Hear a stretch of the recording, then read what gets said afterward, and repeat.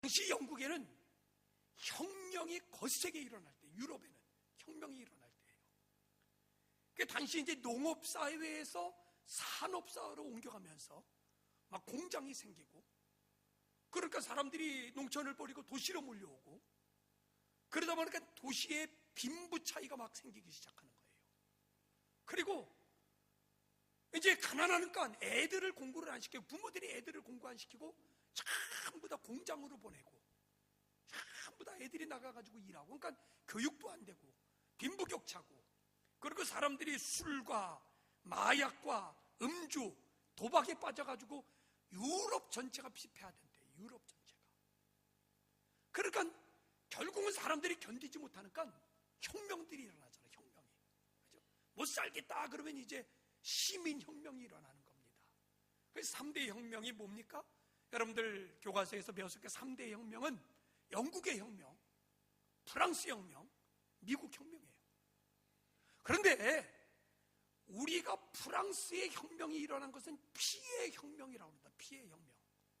그래서 프랑스는요, 혁명이 일어나면서 프랑스는 루이 13세 이런 왕들을 전부 다 잡아다가 막 단두대에서 전부 다 목을 잘라 죽이고, 다 피해 혁명이라서 전부 다 숙청을 했어요.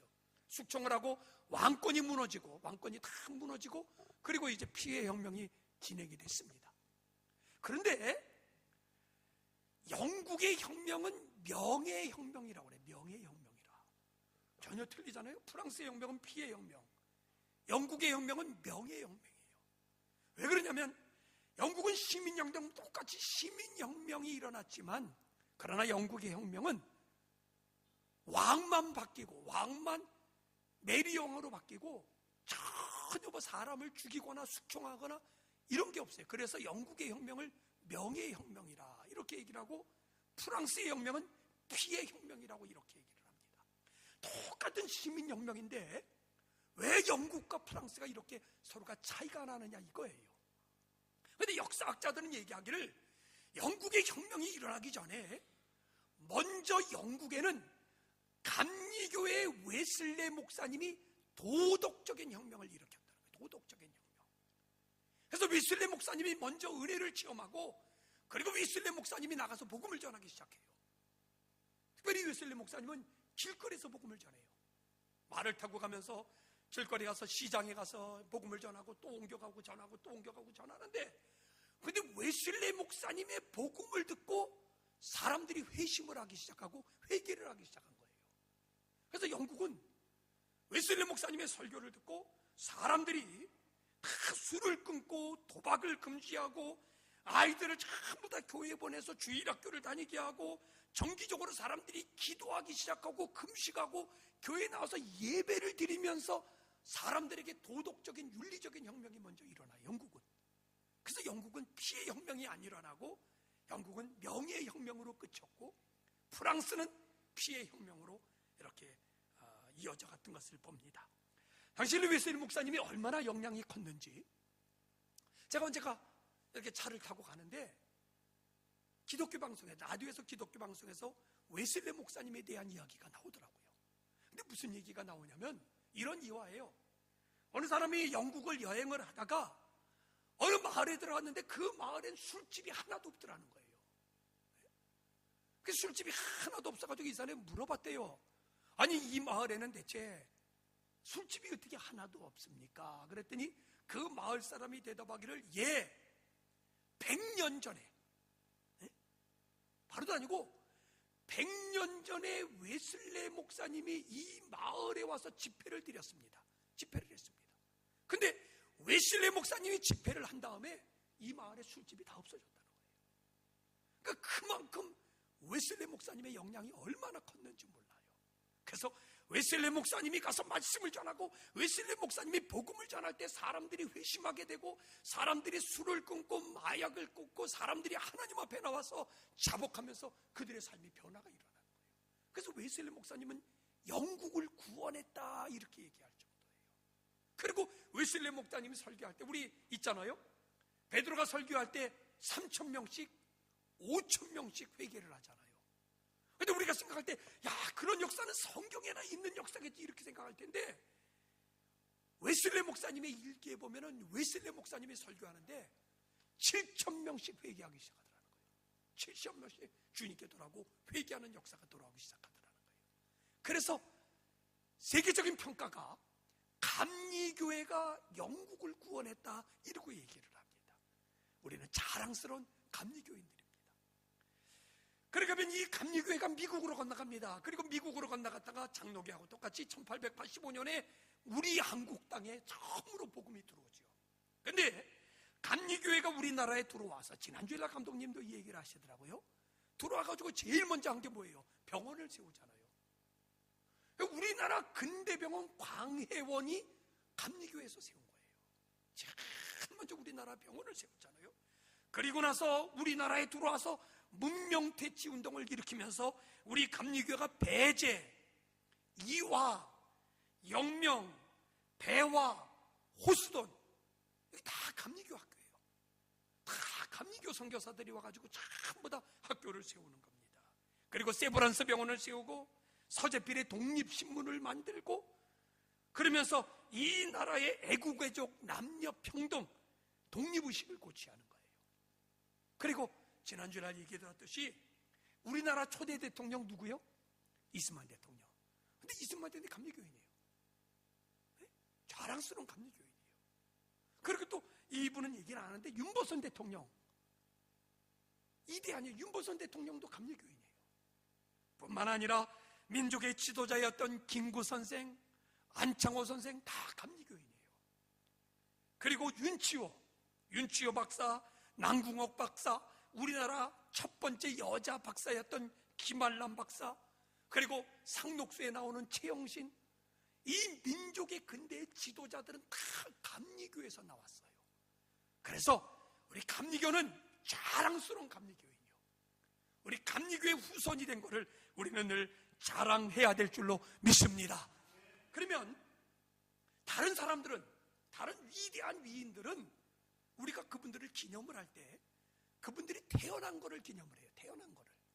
아니면은 그분이 돌아가신 거를 기념해요. 서거 몇 주년, 탄생 몇 주년. 그런데 우리 감리교는 회심을 기념을 해요. 회심. 회심은 뭐예요? 특별히 우리 교회 용어죠. 회심은 내가 성령 체험하고 구원의 확신을 갖는 거예요. 근데 이거를 이제 우리가 기념을 하는 겁니다. 근데 왜 웨슬리 목사님 회심이 중요하냐 하는 거는 이제 웨슬리 목사님의 이야기를 이렇게 먼저 이야기를 해야 돼요. 웨슬리 목사님은 4대째 집안이 목사였어요. 4대째. 그죠? 4대째 목사였고 그 어머니가 아버지보다 더 유명해요. 어머니는 수산나예요. 수산나. 근데 어머니가 자녀를 몇 명을 낳았어요? 아까 어떤 영상에 나오는데 자녀를 몇 명 낳았어요? 19명을 낳았어요. 어떻게 가능했을지 모르겠어요. 19명을 낳았어요. 19명. 근데 왜 수산나가 유명하냐면 이 19명을 전부 다 신앙으로 훌륭하게 키웠어요. 그래서 뭐 장로교도 그렇고 어느 교단도 그렇고 이 가정의 달에 어머니에 대해서 어머니의 교육에 대해 얘기할 때는 꼭 수산나 얘기를 해요. 그렇게 수산나는 철저하게 어릴 때부터 자녀들을 이 신앙으로 키웠는데 웨슬리 목사님은 몇째로 태어났는가? 근데 이게 좀 틀려요. 어디에 보면은 15번째라고 그러는 데가 있고 어디 보면은 16번째라고 그러는 데가 있는데 내가 생각하기에는 하도 애들이 많아가지고 사람들이 몇째인지를 구분을 못하는 것 같아요. 근데 웨슬리 목사님은 15, 때로는 16번째로 태어납니다. 어릴 때부터 철저하게 신앙훈련을 받습니다. 그런데 웨슬리 목사님이 어렸을 때 목사관, 사택이죠 사택. 목사관에 불이 나요. 목사관에 불이 나가지고 웨슬리 목사님이 어릴 때 2층에 갇혀 있었는데 사람들이 사다리를 놓고서는 2층에 있는 웨슬리를 꺼내내리는 순간에 집이 폭삭 주저앉아 버려요. 그래서 웨슬리 목사님 언제나 자기의 사진 밑에다가 그렇게 썼다고 그래요. 자신을 뭐라고 했냐면 불 속에서 타다 남은 부직갱이. 웨슬리 목사님은 하나님이 내 생명을 구원해 주시고 하나님이 나에게 생명을 다시 한번 준 것을 늘 감사하며 살았다고 그래요. 그런데 이 웨슬리 목사님은 영국의 명문 옥스포드 대학을 나왔습니다. 그런데 옥스포드 대학을 다니면서 얼마나 웨슬리 목사님이 철저하게 신앙생활, 믿음의 생활을 했는지 일주일에 한 번은 금식을 하고 매일같이 저녁에 모여서는 성경 읽기 모임을 만들고, 그리고 매일 저녁에 기도회를 가졌고, 그리고 금요일마다 모여가지고 봉사활동하고 구제활동을 한 거예요. 근데 이거를 그냥 마음이 내키면 한 게 아니라, 그 마음이 안 좋으면 안 한 게 아니라, 기분이 좋으면 하고 기분이 안 좋으면 한 게 아니라, 뭐 건강하면 하고 건강이 안 좋으면 한 게 아니라, 매일같이 규칙적으로 한 거예요. 규칙적으로. 매일같이 규칙적으로 일주일에 한 번 근시하고, 저녁마다 모여서 성경 읽기하고 기도회하고, 그리고 금요일 되면 봉사활동하고 구제하고 매일같이 규칙적으로 하는 거예요. 그랬더니 사람들이 이 웨슬리 목사님의 모임을 갖다가 조롱하기 시작한 거예요. 근데 조롱하면서 영어로 규칙주의가 메도디스트예요. 메도디스트.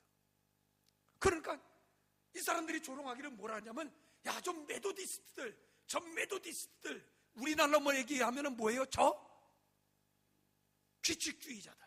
전 저기 매일같이 저러고 살아. 매일같이 저러해. 쟤네들은 아이고 저 규칙주의자들, 저 메도디스트 이랬거든요. 근데 그 메도디스트가 감리교가 돼버렸어요. 그래서 감리교를 얘기할 때, 우리나라에서는 감리교는 감독제도, 지방에는 감리사제도, 교회에는 담임 목사 중심, 이게 이제 우리 감리교의 특징이기 때문에 감리교라고 그랬지만, 우리 영국에서는 감리교를 메도디스트, 규칙주의자들 이렇게 얘기를 합니다.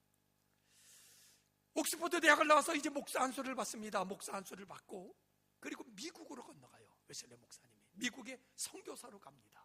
조지아주의 선교사로 가가지고 인디안들을 구원하려고 갔는데 2년 만에 실패하고 돌아와요. 근데 이제까지 저도 뭐 많은 웨슬리 목사님에 대해서 듣기도 했고 공부도 했고 그랬는데, 다들 웨슬리 목사님이 미국에 가서 선교사로 갔다가 실패했다는 얘기만 했지, 왜 실패했는지 그 얘기는 안 했어요. 저도 못 들었어요. 근데 이번에 설교를 준비하면서 또 많은 자료를 좀 찾다 보니까 웨슬리 목사님이 왜 설교했는지를 갖다 나오더라고요. 근데 그 전에 좀 이렇게 왜 실패했다고 하는 그러한 얘기가 좀 나올 때도 이렇게 보면은 연애를 잘못해서 실패했대. 연애를 잘못해서. 그 얘기는 내 들었었어요. 그러다가 이번에 이제 정확하게 왜 실패했는지를 찾았는데, 미국에 건너가서 홉키라는 여자하고 사귀게 됩니다. 그래서 웨슬리 목사님이 결혼까지 생각을 했어요. 근데 웨슬리 목사님의 신앙이 얼마나, 당시에는 율법적인 신앙이라고 그럴까요? 종교적인 신앙이라고 그럴까요? 웨슬리 목사님 굉장히 어떠한 그 종교적인 것에 매여 있어가지고, 이 홉키라는 여자를 사랑하면 결혼하면 되잖아요. 그런데 웨슬리 목사님이 어떻게 했냐면, 줄을 긋고 가운데다가 막다기를 세웠대요. 그리고 이쪽에는 동그라미, 이쪽에는 X표를 하고 하나님께 기도했대요. 하나님, 이제 하나님께서 이 여자하고 결혼해야 되는지 안 해야 되는지 하나님 가르쳐 주십시오. 막대기가 동그라미로 떨어지면 이건 하나님의 뜻인 줄 알고 결혼할 것이고, 막대기가 X표로 떨어지면 이거는 하나님이 원하지 않으니까 내가 결혼을 안 할 겁니다. 이러고서는 웨슬리 목사님이 가운데다 막대기를 세워놓고, 그리고 하나님 가르쳐 주십시오. 그리고 막대기를 딱 놨대네. 근데 막대기가 어디로 떨어졌을까요? X표로 떨어진 거예요. 그러니까 웨슬리 목사님이, 야, 이건 하나님의 뜻이 아니구나. 그래가지고 사랑하는 여잔데 결혼을 안 한 거예요. 안타깝지요. 여러분, 악처라는 게 있죠. 악처. 악처 얘기를 들어봤어요. 근데 세계 3대 악처가 있어요. 3대 악처. 3대 악처가 있는데, 첫 번째 악처는 소크라테스의 악처. 너 자신을 알라 한 소크라테스. 두 번째 악처는 모차르트, 볼트강, 모차르트, 아마데우스. 이 모차르트 아내가 악처예요. 세 번째는 누굴까요? 이 웨슬리 목사님의 아내가 꼭 들어가요. 웨슬리 목사님 아주 악처예요. 그 누구는 또 그러더라고. 하도 집에서 마누라가 바가지를 긁어가지고 할 수 없이 말 타고 돌아다니면서 설교하러 돌아다녔대. 집에 안 가고. 그러다 보니까 뭐 유명해져 부상공했다 뭐 우스갯소리를 그럽니다.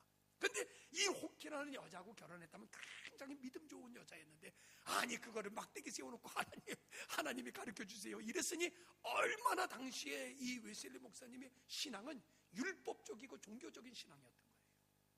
그래가지고 솔직히 이 여자하고 포기를 해요. 그리고 이 여자는 다른 남자하고 결혼을 해요. 근데 문제가 생긴 게, 교회는 그 교회를 나왔대요. 근데 성찬식을 하는데 이 호키라는 여자가 남편하고 성찬식을 하는데 웨슬리 목사님이 시기심이 발동해가지고 성찬식을 안 해줬대. 하지 말라고. 그리고 안 해줬대요. 근데 그게 소문이 나면서 웨슬리 목사님이 비인격자다. 웨슬리 목사님이 사랑이 없는 사람이다. 이러고 사람들에게, 교인들에게 소문이 나고 이웃에게 소문이 나기 시작했다는 거예요. 그리고 나서 웨슬리 목사님의 설교에도 은혜가 없었대요. 웨슬리 목사님은 굉장히 종교적인 설교를 많이 했기 때문에 열심은 있었지만, 열정은 있었지만 그 안에 은혜가 없었던 거예요. 그 사람들이 웨슬리 목사님이 열정적으로 설교하기는 설교했지만 그 안에 은혜를 받지를 못해서 사람들이 설교를 들으면서 관심이 없었다. 그리고 이야기를 합니다. 결국 웨슬리 목사님은 2년 만에 미국의 선교가 실패하고 그리고 돌아옵니다.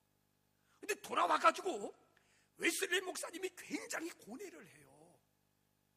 특별히 얼마나 고뇌를 했는지 웨슬리 목사님의 설교에 그 일기에 보면 이런 대목이 있어요. 뭐냐면, 나는 인디안을 구원하러 갔는데, 나는 인디안을 구원하러 갔는데 누가 나를 구원해 줄 것인가, 이렇게 얘기를 했대요. 근데 이게 누가 한 얘기예요? 웨슬리가 목사였어요. 목사. 근데 목사였는데 불구하고 목사인 웨슬리가 외치기를, 나는 인디안을 구원하러 갔는데 누가 나를 구원해 줄 것인가, 이러고 외쳤다는 거예요.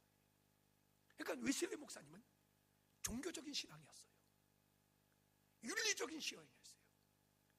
의식적인 신앙이었어요.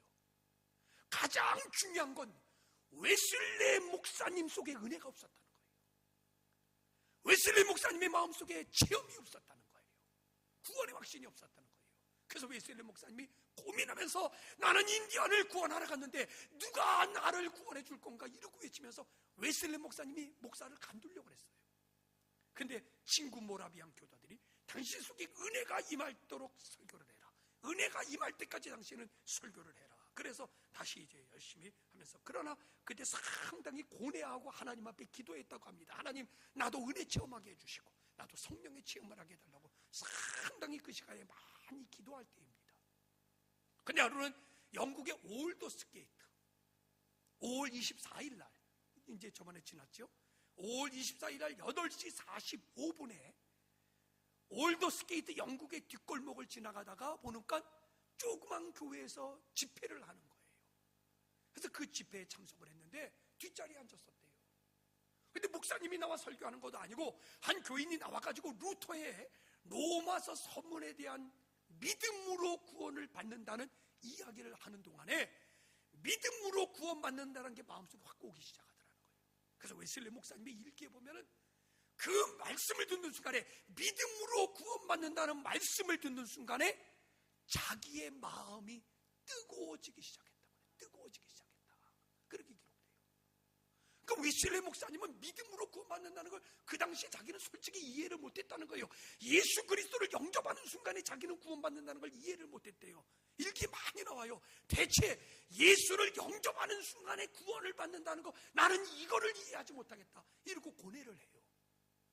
그래서 웨슬리 목사님은 그래도 구원을 받으려면, 그래도 은혜를 받으려면 웨슬리 목사님이 하는 것 같이 열심히 기도도 해야 되고, 열심히 봉사도 해야 되고, 열심히 신앙생활, 종교생활, 윤리적인 율법생활, 자기는 거기에 매여 있었던 거예요.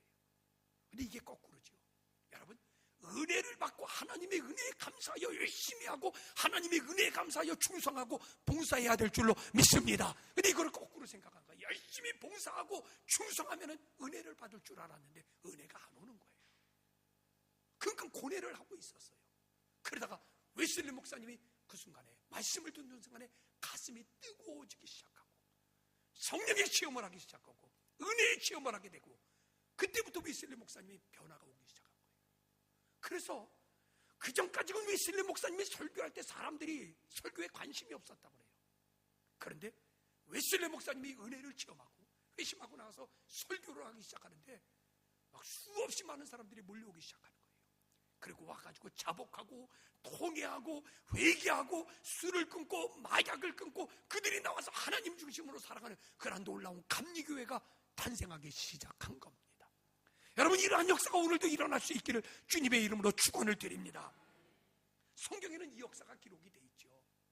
성경의 이 역사, 우리 잘 알다시피 누구예요? 바울 같은 경우도 보셔요.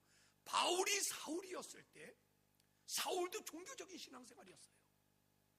사울도 윤리적인 신앙생활이었어요.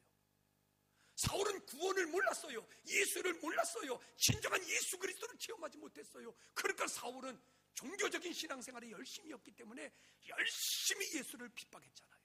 그 종교적인 생활에 매여 있었잖아요. 그런데 다메섹을 가다가 햇빛보다 더 강한 예수를 빛으로 만난 거예요. 그리고 이 바울이 쓰러지고 났더니 내가 너를 핍박하는 예수다, 네가 나를 핍박하는 예수가 나다. 그리고 예수님께서 바울의 눈을 뜨게 하니 바울이 기독교의 놀라운 역사를 일으켰는 줄로 믿습니다. 웨슬리 목사님도 이 바울은 예수님을 빛으로 만났고 웨슬리 목사님도 예수님을 빛으로 만났는데 웨슬리 목사님은 빛의 뜨거움으로 만난 거예요. 뜨거움으로 만났어요. 아니, 성경의 역사가 다 이렇죠. 아니, 기독교 역사가 다 이렇죠. 우리가 잘 아는 평양의 김익두 목사 같은 경우, 우리가 잘 아는 최곤능 목사님 같은 경우, 여기 길선주 목사님 같은 분들, 이 모든 사람들이 윤리적인 신앙생활, 종교적인 신앙생활, 여기에 매여 있던 사람들이 예수를 가슴으로 만나기 시작하면서 그들의 삶의 변화의 역사가 일어나기 시작했어요. 그들의 삶이 예수 때문에 나는 죽고 예수로 산다는 놀라운 변화의 역사가 일어나기 시작했어요. 여러분, 이러한 역사가 여러분에게도 있기를 주님의 이름으로 축원합니다. 아니, 여러분도 그러한 체험을 가지고 있잖아요. 여러분도 한번 생각해 보셔요. 있었잖아요. 어느 날 말씀을 들을 때 내 마음에 뜨거움이 올 때가 있었잖아요. 어느 날 하나님 앞에 기도할 때 내 속에 뜨거운 불 같은 게 임할 때가 있었잖아요. 여러분, 그거 잊지 마시고요. 언제나 그거를 생각하면서 시간마다 말씀을 들을 때마다, 주님 앞에 설 때마다 성령의 강한 역사가 여러분 속에 임할 때 마음을 활짝 열고 웨슬리 목사님의 회심의 역사가 일어났듯이, 바울의 회심의 역사가 일어났듯이 예배 때마다 회심의 역사가 여러분 속에서 일어나기를 주님의 이름으로 축원을 드립니다. 그럼 여러분, 우리가 이 자랑스러운 감리교인으로서 어떻게 살아야 될 것인가? 어떻게 살아야 할까? 또 자랑스러운 감리교인이 되기 위해서는 우리가 어떻게 해야 될 것인가? 첫째는 예수를 지적으로 동의할 게 아니라, 다시 예수를 뭐로 동의하지 말고 지적으로 동의하지 말라는 거예요. 예수를 지적으로 믿으려고 하지 말고 예수 그리스도를 가슴으로 믿으셔요. 체험. 웨슬리 목사님 체험을 했잖아요. 그래서 웨슬리 목사님의 변화가 일어나게 됐잖아요. 여러분, 지식으로 아는 것과 내가 내 마음으로 체험하고 아는 것과는 엄청난 차이예요. 우리 쉽게 예를 들어봅시다. 여러분, 우리 박 대통령 잘 알아요, 몰라요? 또 이렇게 얘기하면 또 저희 목사님 뭐 때문에 그러지.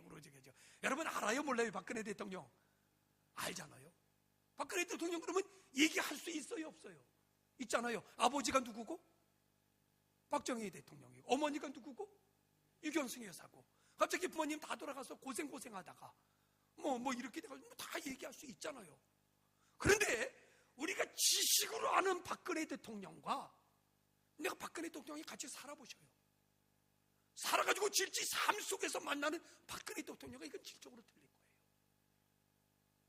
뭔 얘기냐 하면은, 여러분, 우리는 예수 그리스도에 대해서 말씀을 듣습니다. 예수 그리스도에서 우리는 안다고 얘기할 겁니다. 어디 가서 우리는 예수 알아, 예수 그리스도 난 알아, 이렇게 얘기할 겁니다. 그러나 지식으로 알지 말라는 거예요.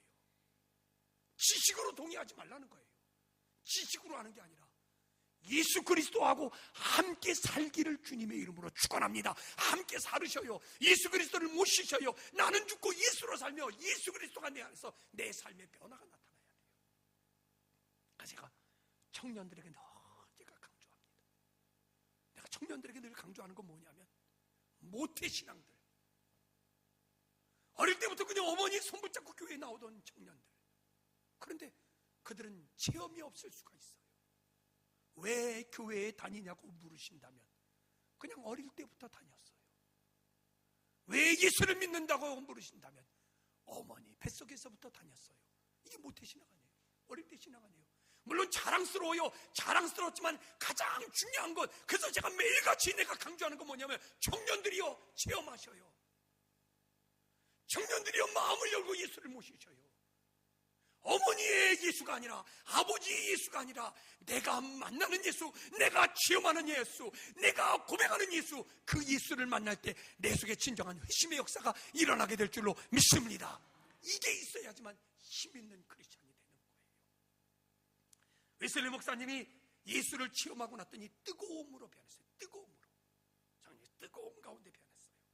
체험하는 건 설교가 달라졌어요. 그동안에는 종교적인 강요, 귀족적인 설교라고 사람들이 얘기했는데, 웨슬리가 체험하고 나니까 은혜의 설교로 변합니다. 그리고 초대교회 놀라운 역사가 웨슬리 목사님에게 일어납니다. 특별히 웨슬리 목사님이 예배 드릴 때는 막 뜨거움이 있었대요. 열정적이고 뜨거움이 있었대요. 웨슬리 목사님의 동생이 18번째가 찰스 웨슬리. 근데 찰스 웨슬리는요 작곡을 잘했어요. 그래서 웨슬리 목사님이 가서 설교할 때는 찰스 웨슬리 동생이 노래를 만들어가지고 그 노래를 불러줬어요. 노래를 불렀어요. 지금으로 얘기하면 복음성가예요. 복음성가. 지금 이거면서 복음성가를 이제 이렇게 불렀단 말이에요. 그래서 제가 찾아볼 때 많이 있어요. 우리 이 찬송가에 웨슬리 목사님의 동생의 찬송가가 지금 많이 들어왔어요. 이 안에. 그죠? 그러니까 동생이 복음성가를 만들어가지고 당시에 복음성가를 만들어서 예배 때 막 찬양하고, 웨슬리 목사님이 뜨겁게, 그래서 우리 감리교회 예배가 열정이고 뜨거움이 있었어요. 그런데 웨슬리 목사님은 뜨거움만 강조한 게 아니라 이성도 강조했다. 이성. 그래서 웨슬리, 우리 얘기 많이 들었어요. 이게 웨슬리 목사님이 한 거거든요. 따라합시다. 머리는 어떻게 하고? 차갑게. 가슴은 시작. 머리는 차갑게, 가슴은 뜨겁게 해요. 이게 웨슬리 목사님의 예조예요. 그래서 웨슬리 목사님이 이 뜨거움과 열정이 있었지만 절대 회중 기도할 때에는 방언으로 기도하지 못하겠어요. 방언으로. 그리고 웨슬리 목사님 설교할 때 불같은 은혜가 내리니까 막 사람들이 입신하고 그럴 때는 입신하는 사람은 다 내보냈다 그래요. 다 내보내고. 그래서 머리는 뜨겁게, 머리는 차갑게, 머리는 차갑게, 가슴은 뜨겁게. 근데 어느 날부터인가 감리교회가 뜨거움을 잃어버렸다는 거예요. 그래서 우리 감리교 신학이 굉장히 이성적이에요. 감리교 신학이 굉장히 앞서갔었어요. 굉장히 앞서갔거든요. 그래서 감리교회가 예배를 드리면서 굉장히 이성적이고 굉장히 냉철한 지성적인 예배를 많이 드렸거든요. 근데 저도 이제 청년 때 이렇게 여러분과 같이 웨슬리 집회에 갔는데, 감리교 신학대학 박봉배 총장이 그때 집회를 했었어요. 세미나를 했는데, 근데 박봉배 총장이 얘기를 하는 거예요. 원래 감리교인들이 뜨거웠다는 거예요. 원래 감리교인들이 열정적이었다는 거예요. 원래 감리교인들은 예배를 드리면서 박수 치면서 예배 드렸다는 거예요. 전혀 생소했어요. 왜? 그 당시 교회에서 난 그렇게 안 배웠거든요. 그냥 우리 감리교인들은 이성적이고 지성적이고, 감리교인들은 굉장히 지적인 예배를 드리는 교단으로 알았는데, 그때 저도 웨슬리 세미나를 갔더니 원래 웨슬리 목사님의 감리교는 뜨거운 교회예요. 원래 웨슬리 목사님의 감리교는 열정적인 교단이었다고 이렇게 제가 배울 때 그때 내가 이제 그렇구나. 근데 이거를 순복음교회 조영기 목사가 그 얘기를 했어요. 순복음교회 조영기 목사가 뭘 했냐면, 감리교가 잃어버린 웨슬리의 뜨거움을 순복음에서 찾아왔다는 거예요. 이 감리교회의 열정, 감리교회의 뜨거움, 감리교회의 성령의 역사, 근데 감리교회가 다 잃어버리고 그거를 우리 순복음이 찾아왔더니 순복음이 성령의 역사 속에 부응하게 됐다는 거예요. 나는 그 얘기를 듣고 제가 그렇게 생각했어요. 나는 목회할 때, 앞으로는 목회할 때 나는 감리교회의 이성적과 지적인 것과 나는 순복음의 뜨거움을 갖다 청합니다. 감리교회의 이성적인, 그리고 순복음의 열정과 뜨거움, 이거를 접목하는 목회를 해야 되겠다, 이렇게 생각을 했어요. 하여간에 여러분, 우리 감리교회는 이성적입니다. 그러나 감리교회는 성령의 체험을 가지고 뜨거움과 열정이 있는 그러한 우리 감리교인이 돼야 될 줄로 믿습니다. 그래서 우리 교인들은 아멘도 잘하는 게 난 좋아요. 할렐루야, 할렐루야, 할렐루야. 이 뜨거움과 열정 속에요, 우리가 예배드리면서. 이게 이제 감리교회의 모습입니다. 그 다음에 또 하나, 우리 감리교가 우리 감리교인으로서 또 우리가 할 일은 뭐냐면, 우리 개인으로는 열중과 뜨거움이에요. 그 다음에 감리교인이 뭐를 했냐면, 웨슬리 목사님은 사회 구원을 했어요. 사회 구원. 그래서 아까 이제 어떤 영상에도 나오잖아요. 설교를 밖에 나가서 설교를 하기 시작했어요. 세계는 나의 교구다. 교회 안에만 갇혀 있는 게 아니라 교회 밖으로 나가자는 거예요. 교회 밖으로. 그래서 우리 감리교회는 사회 구원 운동을 많이 일으켰어요. 그래서 아까 초반에 말씀드렸듯이 웨슬리 목사님이 부흥 운동을 통해서 사회가 변화되고, 사회가 변화되니까 피해 혁명이 아니라고 명예 혁명이 일어난 거예요. 특별히 여러분, 우리 감리교회가 자랑스러워하는 게 있죠. 첫째는 뭐냐면 속해에 속해. 다른 교단에서는, 장로교단에서는 뭐라고 그래요? 구역. 그러다 이게 요즘 와가지고는 뭘로 변했어요? 뭐 우리도 하잖아요. 지금 셀, 뭐 다락방, 목장, 이 구역. 근데 이거를 제일 먼저 만든 게 어디 있냐면 감리교회, 감리교. 웨슬리 목사님이 속회를 통해서 교인들이 막 몰려오니까 웨슬리 목사님 혼자서 이거를 관리가 안 되거든요. 그러니까 12가정씩 묶었어요. 12가정. 12가정씩 묶어가지고 속장을 세우고 속장이 관리하는 걸 만들었거든요. 이게 속회예요. 이게 이제 다른 교단의 구역이 되고 셀이 되고 목장이 되고 그래서 이거 자신해야 돼요. 자랑해야 돼요. 그 다음 또 하나 우리 감리교회가 자랑할 게 뭐냐면 주일학교예요. 주일학교. 주일학교를 제일 먼저 만든 게 우리 감리교인이에요. 감리교회 웨슬리 목사님이에요. 근데 웨슬리 목사님이 그때 얘기했듯이 웨슬리 목사님이 그때 막 산업화가 되면서 보니까 애들을 전부 다 학교에 안 보내고 전부 다 공장에 보내고 일터로 보내고, 그러니까 애들이 교육을 못 받는 거예요.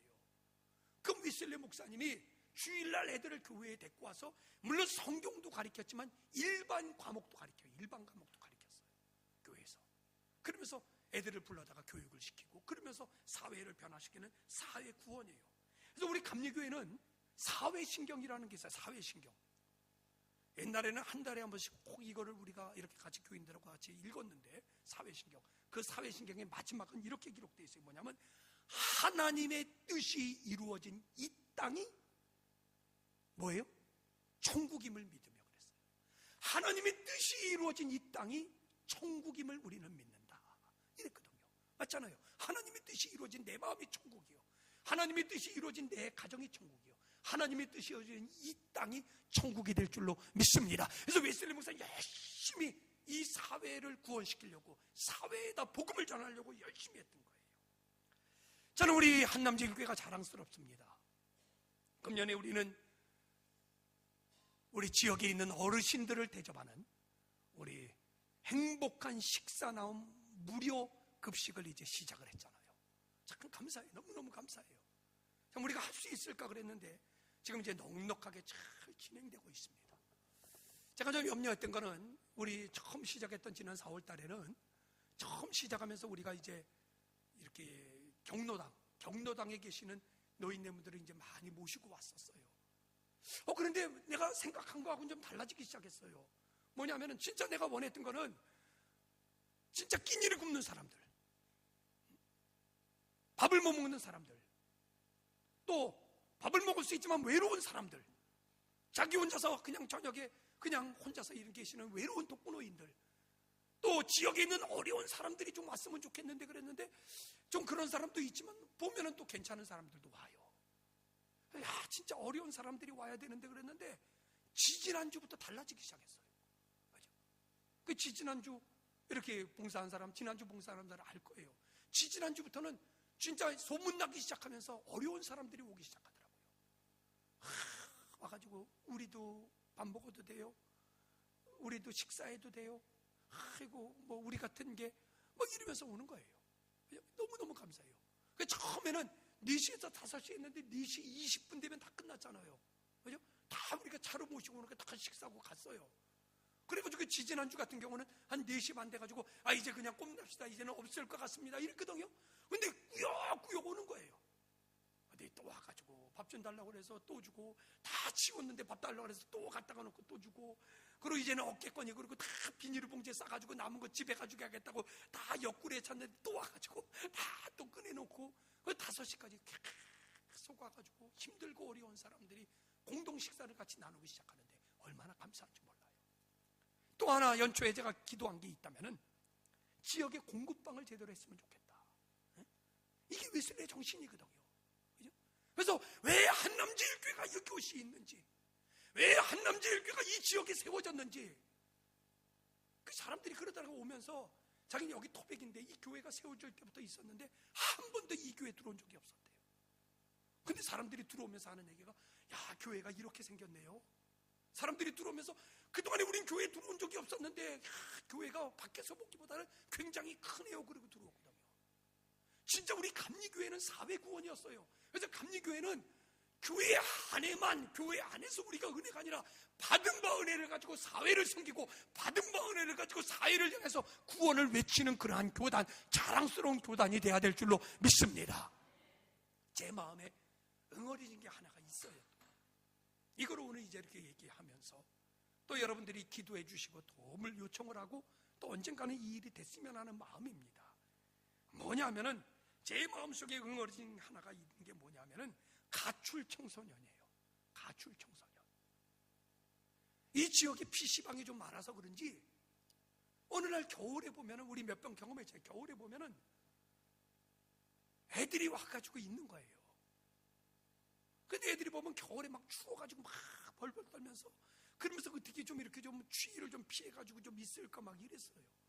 뭐 우리 어떤 때는 뭐 애들 보고 뭐 가라고 막 이러기도 하고, 어떤 때는 예배 다 끝나면은 뭐 자네도 뭐 훔쳐가지 않을까, 뭐 이거 염려해가지고 니를 나가라고 막 이러고 그러지만 내 마음이 굉장히 아파요. 굉장히 아프면서 이건 지금 사회적인 문제가 됐잖아요. 가출 청소년은. 그저 가출 청소년을 우리 교회에서 어떻게 품을 수 없을까? 지금 나온 가출 청소년들이, 야, 소문나기를 한남제일교회 가면 먹여주고 한남제일교회 가면 재워주더라. 여기 와가지고 그 가출 청소년들이 보금자리를 만들어주고 그들에게 다시 말씀을 주고 다시 은혜를 주고 해서 다시 가정으로 돌아가고 다시 그들이 건강하게 사회로 다시금 돌아갈 수 있도록 만들어주는 거, 이거 우리 교회가 할 역할이지. 그들이 교회에 왔다고 해서 박절하게 쫓아낸다는 거, 이거는 제 마음이 아파요. 내가 기도하고 있어요. 하나님, 가출 청소년의 문제를 우리 교회가 품을 수 있게 해주세요. 그래서 이 사회를 구원하고 이 청소년들을 구원하는 문제에 우리 교회가 무언가를 갖다 감당할 수 있는 일이 있도록 우리에게 사명을 달라고 제가 기도하고 있습니다. 때가 되면 이 일도 분명히 할 수 있을 줄로 믿습니다.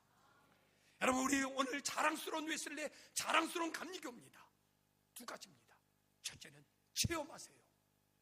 지식으로 아는 예수가 아니라, 배워서 아는 예수가 아니라, 웨슬레 목사님 지금 고민 좀 하세요. 주님 앞에 기도 좀 하세요. 나도 회심하기를 원합니다. 나도 체험하기를 원합니다. 옛날에 과거에 내가 몇십 년 전에 받은 은혜로 끝날 게 아니라, 주여 매일같이 성령의 은혜가 내 속에 폭포수같이 내리게 해주세요.